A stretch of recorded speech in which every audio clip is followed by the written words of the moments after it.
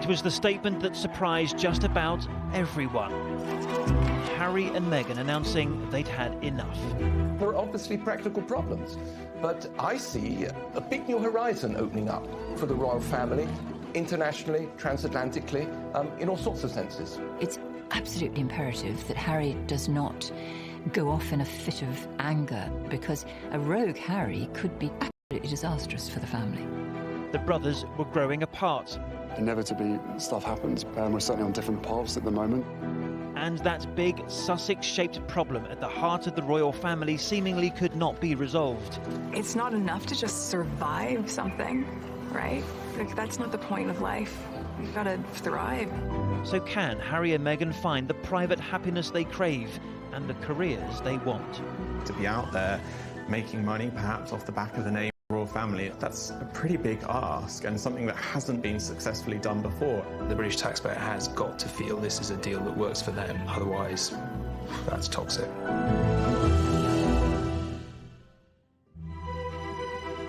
When Harry and Meghan stepped into the gardens of Kensington Palace to announce their engagement, it felt like a new beginning for the royal family. The American actress and the British prince, who had bonded over a love for Africa and a passion for helping others. A love story, it seemed, set to reshape and modernise the British monarchy. And what a 21st century union it was. A couple from different backgrounds, different countries, and of course, different heritage. Marrying in a British castle under blue skies.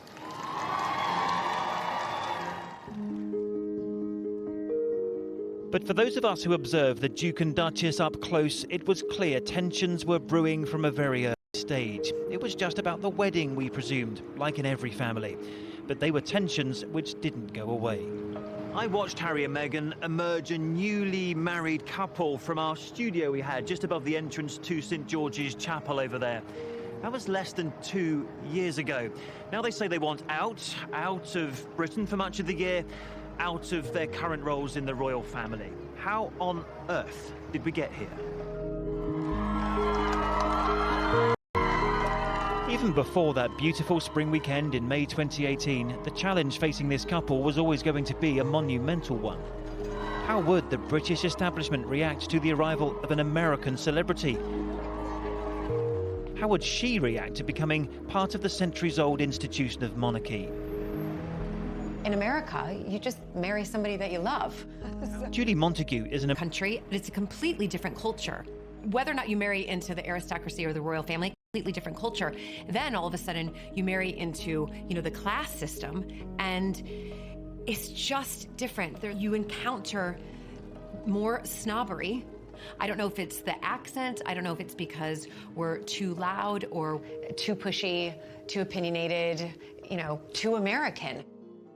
What we didn't realise at the time, I suppose, was quite what a culture shock it would be for somebody to come in as a member of the royal family and have that kind of ambition and that kind of drive. I think probably was quite difficult, because we don't want our royals to be too ambitious or to be too outspoken or to be... We like them to be just right.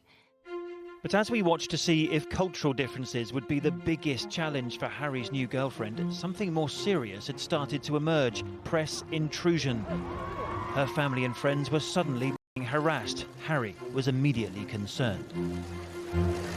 I think he was scared that she might run away because of it and not want to go through with it, and that's why he was doing everything in his power to keep her there. But then came some offensive words about Meghan's heritage. And that Harry made clear in an angry statement he would not accept. Suddenly, we've got parts of the internet that were really calling her some horrendous names, and unfortunately this also seeps into certain areas of the press as well. Some of the commentary made comments about her mother's dreadlocks or her sort of family's cotton-picking roots. Unfortunately, that has been quite negative in some aspects. Is trying to link part of her ethnicity to other things that are associated with black people in a negative way. So gangs, gangsters, the ghetto. And we've definitely not seen that type of language being used about anyone else in the royal family before. I mean, this is a woman who has African-American roots. They just feel like she is being picked on unnecessarily and way more than Kate Middleton ever was. In a recent interview, Meghan's co-star from her acting days in the US series Suits, Wendell Pierce, told how shocked he was by some of what was written about her in Britain's tabloids. You're always amazed at the depth of it. You're always amazed at the great lengths people will go to it, to be destructive and nasty. But senior members of the tabloid press just don't agree that Meghan was made to feel unwelcome in Britain. There's a lot of accusations that not just the press, maybe, but we've been racist as a country. We haven't welcomed Meghan because she has a black mother and a white father. We haven't opened our arms to her mixed heritage. It's laughable. People were delighted. Go and read the Sun editorials from those days. We thought that Meghan was a brilliant breath of fresh air and she was going to bring change to the monarchy. We celebrated. I'm sorry, Chris, if you were actually saying that you can no longer criticise someone who happens to be mixed race, then we've got real problems coming in this country. The criticism of Meghan is nothing to do with her race. It's to do with the fact that she has been incredibly hypocritical with political views that she has preached. As a member of the royal family, by the way, this is a big deal. You know, members of the royal family are not meant to openly share their politics. But back at the time of the engagement in 2017, the couple had come to the conclusion they could manage it. Meghan would, Harry suggested at the time, actually be very good at being a royal.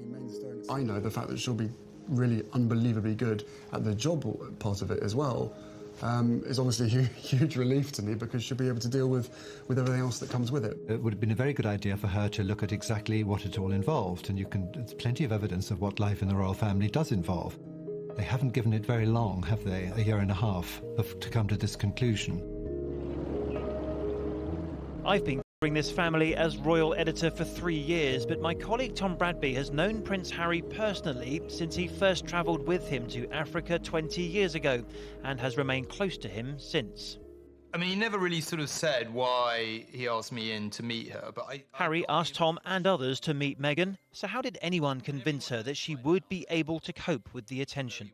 I think he worried about, I think she was a bit like, whoa, this is more intense than I thought it would be, and he was a bit like, no, it'll be all right, you know. I mean, I think he's always wondered, why would anyone want this? Why would anyone want this life? And so I think he was very keen to reassure her, because he was in love with her, that it would be okay. Do you think her eyes were wide open enough to the challenges of being part of this institution? Well, I think when you're in love, you know, it's the ultimate example of travelling in hope, isn't it? You know, I think she thought, I love him, we can work it out. You know, between us, we can work it out. And no one with any heart can blame Harry for wanting to protect Meghan from the worst excesses of the press, the kind of protection his mother never got. They began the week as boys, they've ended it as men. We've seen them almost visibly mature in front of our eyes. With Harry, he's fiercely protective of his mother's legacy. He's certainly damaged from the treatment that he perceives that she had at the time, and undoubtedly it was a very, very testing time. He should have had a lovely childhood. He had actually about as miserable a childhood as possible, and, you know, losing his mother. And then we know that he suffered a lot from that. It has to be triggering excessive and almost rapacious pursuit of Princess Diana, and certainly Prince Harry has every right to feel protective of his wife. A desire to protect Meghan was understandable. Ask a long-standing photographer like Arthur Edwards, who followed Diana then and Meghan now, whether the comparisons are justified. And you get this response. The parallels with Diana don't exist. I mean, Diana was hounded. Diana went to the gym every day, and there were photographers waiting for her outside the palace, waiting at the gym, climbing over the wall of the gym, pictures every day. Meghan got none of that. Nothing like that happened to her, not once. We can argue about whether or not the hounding was the same or different, but as the royal wedding approached in 2018, the stories about the couple became more intense. It is a daily onslaught of multiple tabloids and a lot of baseless rumors, falsehoods, and she's just been under attack. Were the brothers getting on? Did Kate and Meghan see eye to eye? What Meghan wants, Meghan gets, claimed one headline. Did the tabloids have an agenda? I think that strong, independent, articulate women are catnip for the British media. They love to bring them down. And if you're a woman of colour to boot, it means that it's open season. So the amount of really scathing attacks by people who don't even know this girl, I found extraordinary. Hasn't the newspaper industry, and in particular the tabloids, of which you are an executive editor of the biggest selling one, aren't you to blame for it all going wrong? I think that is patently ridiculous, and I think even if you asked Meghan and Harry, they would say that the press is only one factor in their anger about the UK. But I'm sorry, I will stand by everything that The Sun has done about Harry and Meghan. They are a public couple, they are partly funded by us, and they deserve proper scrutiny. A few months after the fairy tale Windsor wedding, we packed our bags for Australia. The first big tour for the couple and an announcement that Meghan was pregnant. But Harry and Meghan didn't seem to enjoy the inevitable royal tour attention. It seemed to me they felt ill at ease. Perhaps it was Harry's worry for his wife and future child. Perhaps Meghan was wondering what on earth these jam-packed royal tours are all about. Their staff looked constantly under pressure, and not long after the return to London, 4 members of Harry and Meghan's household, for whatever reason, decided to leave. Meghan comes from a very different background, a go-getting background of, being an actress in America. She's used to a different rhythm and a different... was not, necessarily the way in which, courtiers and people at palaces are used to getting things done.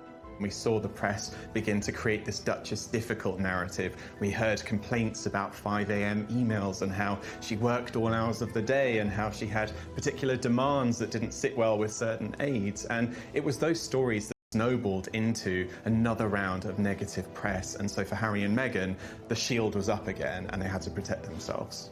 Could they have done it any differently? Now, to begin with, it was easy because everyone loved them and all the press was positive. But then when stuff did start to go negative, I think he and both of them, their instinct wasn't to just take it on the chin. Their instinct was that it was unreasonable and unfair and that you should try and fight it.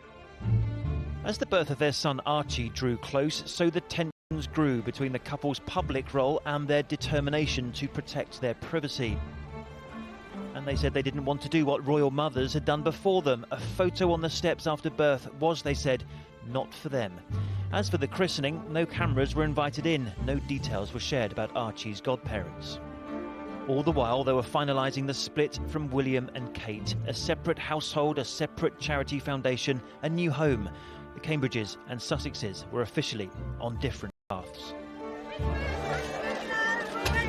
When the Fab Four launched, it was launched to huge fanfare. Everybody was excited about the possibilities of what these two couples could achieve. Working as family does have its challenges, of course it does. Everybody here, the fact that everyone's laughing means that everybody knows exactly what it's like. Look, we're stuck together for the rest of our lives, so... This is true. Togetherness at its finest. Yeah. Unfortunately, it seemed that they couldn't work together, that they were moving in different directions, and that's what we're seeing now.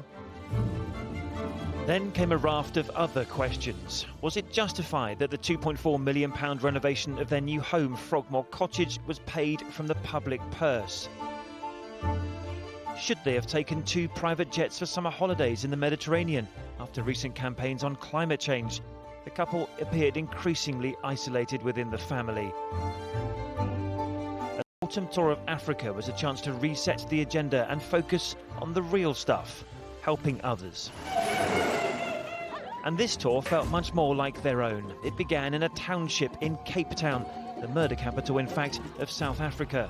There were powerful speeches and even interviews here and there on TV. It seemed to be going so well. I am here with you as a mother, as a woman of color, and as your sister. Yeah, the Africa tour was fantastic. We got to see baby Archie, our first prop on that tour, and, they were brilliant. But scratch beneath the surface, as Tom Bradby did when he spoke to the couple for his ITV documentary, and it was clear that actually things were not going very well at all. I don't know what the impact on your physical and mental health of all the pressure that you clearly feel under. Yeah, well, I guess, and also thank you for asking, because not many people have asked if I'm okay. but it's a very real thing to be going through behind the scenes. And the answer is, would it be fair to say not really okay? As in, it's really been a struggle? Yes.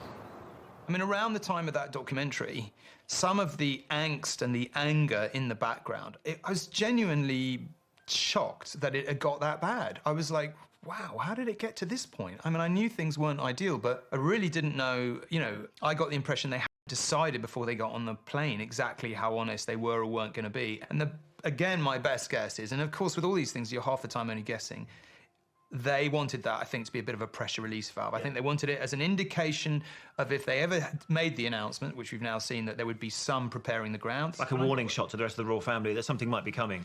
I don't think they thought about it as in a warning shot. That implies a degree of calculation that I don't think is there. I think it was like we're finding this situation really difficult. We've got to say something because it's, you know, the pressure is building up inside us. It's not enough to just survive something, right? Like, that's not the point of life. You've got to thrive, you've got to feel happy, and I think I really tried to adopt this British sensibility of a stiff upper lip. It has its, you know, it has its advantages, I guess. I really tried, but I think that what that does internally is probably really damaging. When she's got her, what you might call her, you know, game face on, like even the interviews earlier in the trip, you know, the demeanour was totally different. It was almost as if, you know, the curtain was pulled back and she was like, okay, I'm just gonna, for the next 5 minutes, I'm just gonna tell it like it is, and what happens as a result of that happens. Did you think at that point that 2 months down the line, you know, at the turn of the year, Harry and Meghan will be announcing that they want, pretty much that they want out? Yeah, I did think that. That soon? Yeah. And on that very same day, the last of the tour, the couple announced a declaration of war on the press. The statement just came, I think, as a huge shock for all of us because the tour had gone so well and because the coverage had been so positive across the spectrum, and I just don't think anyone saw it coming. It was a real shame that it happened when it did. Obviously, we later found out that there were certain legal reasons behind it having to go out at that time. Found out about them. It's just a series of unfortunate events for the Sussexes. What perhaps saddened people the most was the admission by Harry that yes, the reported rift with his brother William was actually true.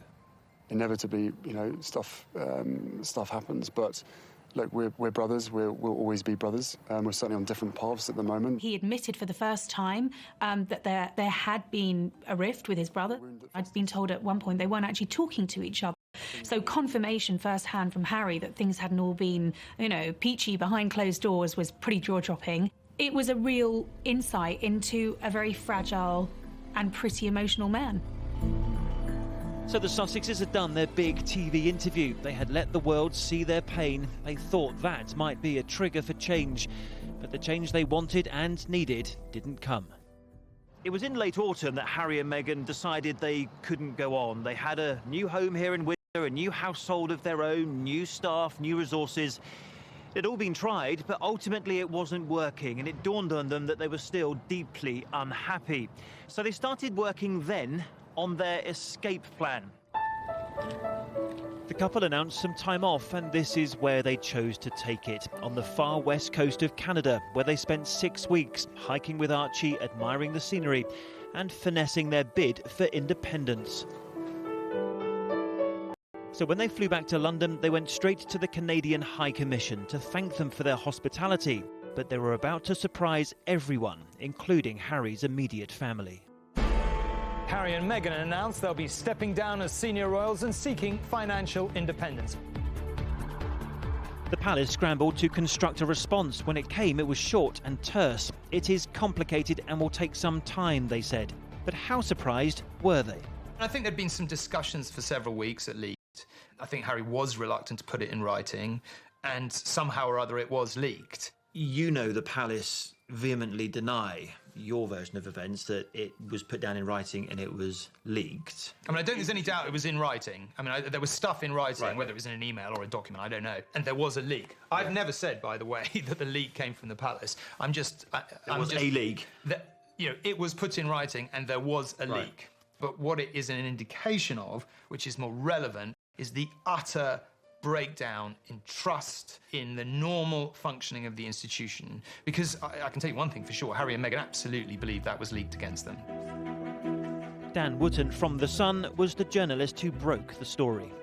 Harry is convinced that it was one of the other palaces, in other words, one of his parents' or brother's palaces, or grandmother's palace, who knows, that leaked it. You claim it's not a leak. Wednesday forced Harry and Meghan's hand, and it was on Wednesday evening that they made that shocking statement that they wanted effectively out of the royal family. Oh, I absolutely acknowledge that. They would not have released that statement if we hadn't put that story on the front page. But I had first made Harry and Meghan, via their communications secretary, aware of the story that I was working on the 28th of December. Right. So you've got 10 days between December 28 and when we eventually run the splash on the front page of The Sun.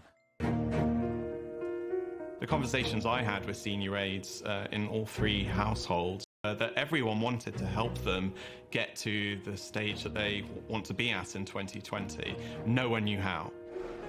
But courtiers now knew they had to act.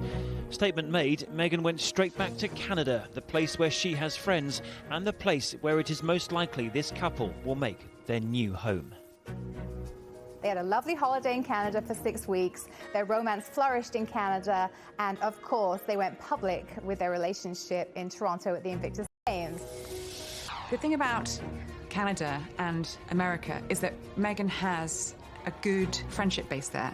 She has all her friends and contacts from when she lived and worked in Toronto filming Suits. So everybody's saying Harry and Meghan are moving to Canada, but we don't know that that's true yet. Let's, just set our expectations. They haven't said we're moving to Canada. They have said they'll divide their time between the UK and North America.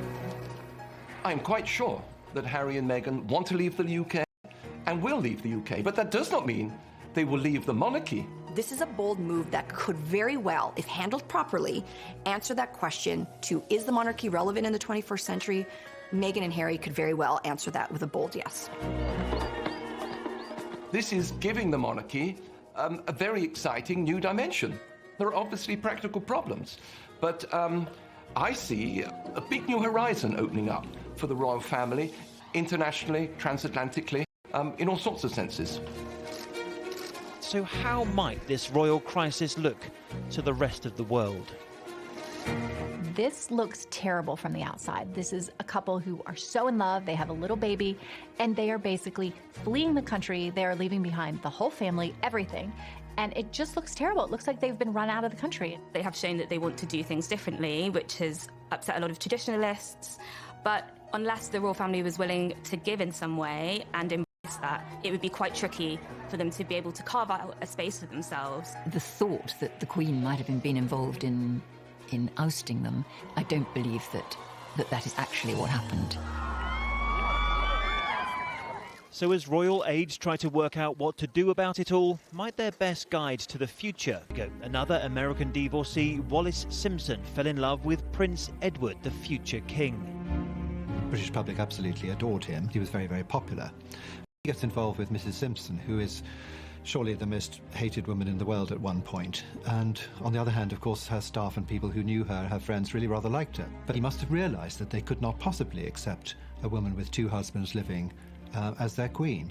Forced into a decision soon after becoming king, Edward VIII chose Mrs. Simpson over the monarchy.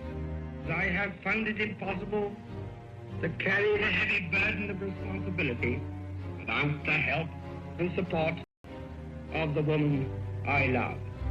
Edward's abdication transformed the course of British history as George VI, the present Queen's father, succeeded him. If Edward VIII had not abdicated, you might not have Queen Elizabeth on the throne. Had Edward VIII married somebody of childbearing age and produced a line of his own, the Queen, Princess Elizabeth, would have had roughly the same status as Princess Alexandra, and therefore her grandson would be the same as Princess Alexandra's grandsons, who I could certainly name for you, but you probably couldn't.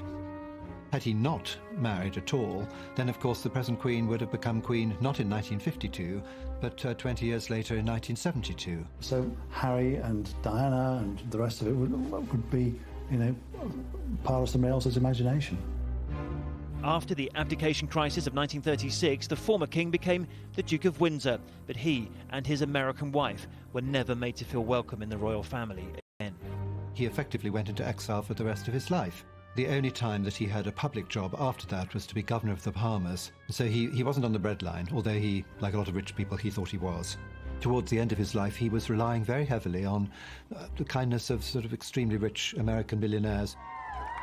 But many years later, Princess Diana showed that it was possible to leave the royal family and still use her profile to great effect. The Princess of Wales, as we know, did undertake a certain number of engagements. Diana, she was struggling to find a role, and she eventually found one through the Red Cross, working with them with regards to landmines. A lot of the work she did was extremely good, but that was totally different from what she would have been doing as the wife of the Prince of Wales. I'm only trying to highlight a problem that's going on all around the world. That's all. But Diana's estrangement came at a huge reputational cost to the royal household. Diana was hurt and she was angry. And she went out and made mischief. She gave that panorama interview that just was explosive, that talked about the three of them in the marriage, that talked about how the royal family had treated her, how terribly unhappy she'd been.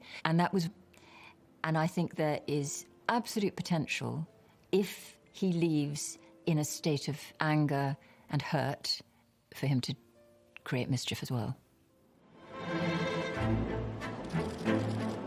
So what of the present day and the other royals who do largely support themselves? I think if we look at Princess Beatrice and Eugenie, they both have full-time jobs, they're both involved in philanthropic work, but they are privately funded. You know, their security is not paid by the taxpayer. Both of them have jobs. They are not funded in the same way, although they do undertake a certain number of royal duties. It was always going to be the case that Harry and Meghan were going to be in the central team, which is probably why they used the expression as senior members of the royal family. If they go out of that, I don't see them sort of suddenly becoming like the York princesses. I think they'll be in a different league altogether. Harry and Meghan are not Beatrice and Eugenie. The Sussexes will remain global stars even if they half leave the royal family. Meghan Markle pole vaulted from the B list to the A+ out of the stratosphere list when she married Prince Harry. Meghan was fairly well regarded in Hollywood before she met Harry, but she wasn't super famous. She was on a show called Suits, and she'd been on it for about 7 years, but wasn't that popular. She is now one of the most recognized women in the whole world. Which is why the couple launched their own independent website last week, on which they set out their view of what the future looks like. They've written their manifesto. Yes, they've produced this website. They've said that they want to be financially independent, but equally they want to carry on supporting the Queen, and they will carry on with their patronages. I just don't quite see how any of that is going to work in practice. So Meghan and Harry have said they're going to become financially independent, which is very easy when you have, his money. On that website, the couple stated they no longer want money from the publicly funded sovereign grants, but they do plan to keep taking funds from their father's private estate, the Duchy of Cornwall. Out of the money that Prince Charles gets, he apparently gives £5 million a year to Harry and William equally, so they get £2.5 million each. How much the Sussexes keep getting from Prince Charles and how much they earn themselves will depend very much on what kind of royal role it's agreed they will do. For Harry and Meghan to be financially independent, there's a lot that needs to be figured out. How will their earnings be separated? As working royals, they're doing this as the Duke and Duchess of Sussex, so to be out there making money, perhaps off the back of the name of the royal family, that's a pretty big ask and something that hasn't been successfully done before. As one of the most famous couples in the world, there is a lot they could do with brand Sussex. They can earn a great deal more money outside the system than within the system.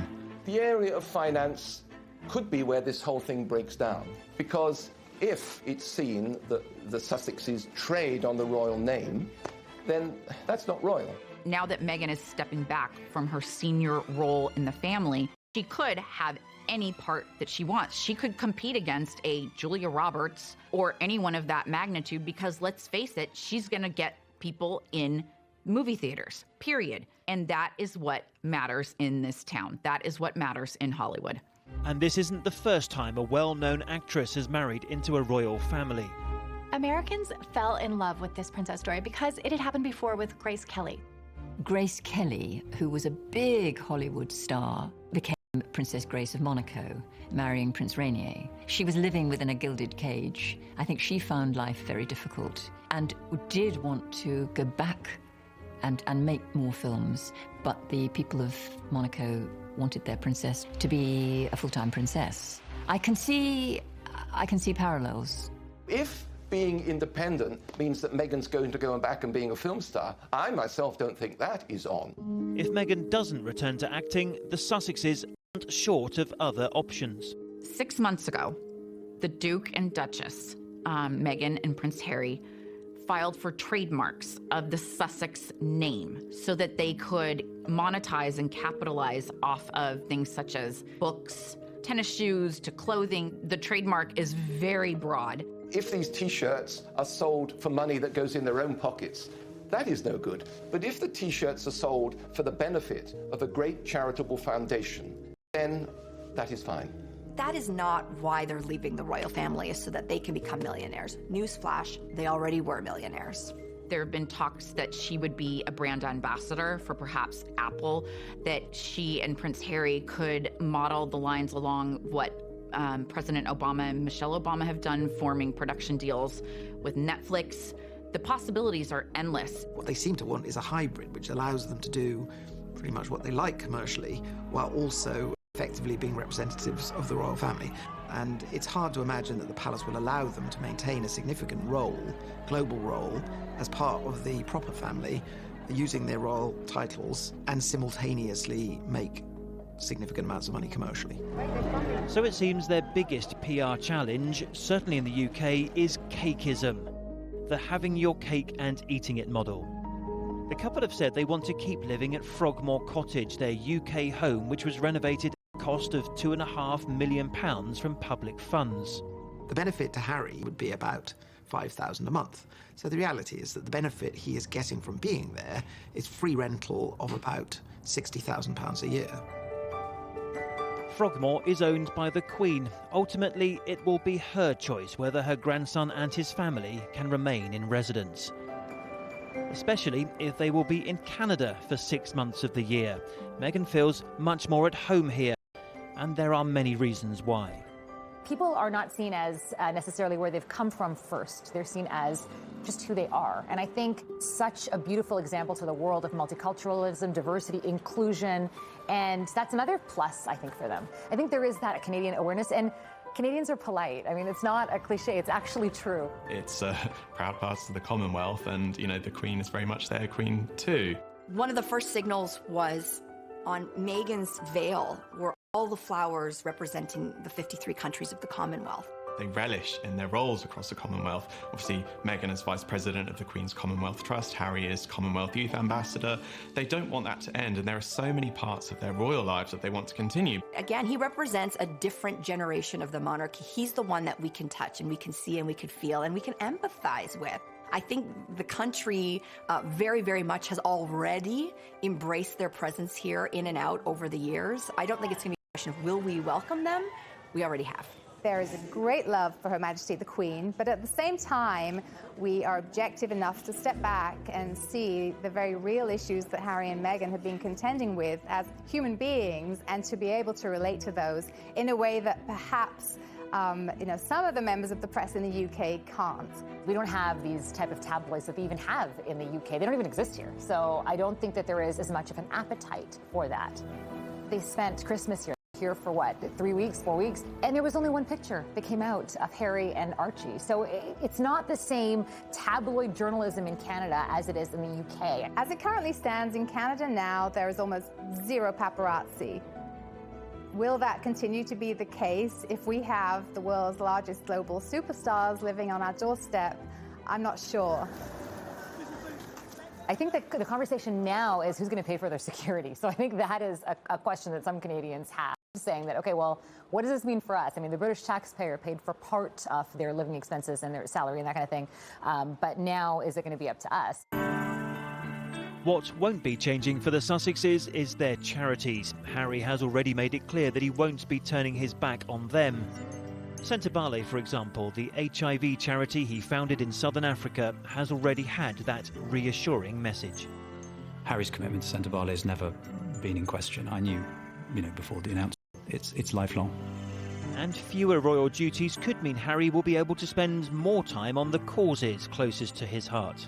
Everything that we've built in country, in Lesotho and now in Botswana and Malawi, he's been involved from the ground up. You know, if there are 2 panels in the roof that are leaking, Harry could show you exactly which ones they are and why they should have been put in differently, you know, all those years ago, and there's nobody more kind of on the case than him. But questions are now being asked over whether Harry will show that same level of commitment to the House of Windsor. One of the questions to which I don't know the answer is, are they at the point where they just are writing off Britain and, you know, it's fair? And I've got to tell you that my hunch is, the answer to that is no, I don't think they are.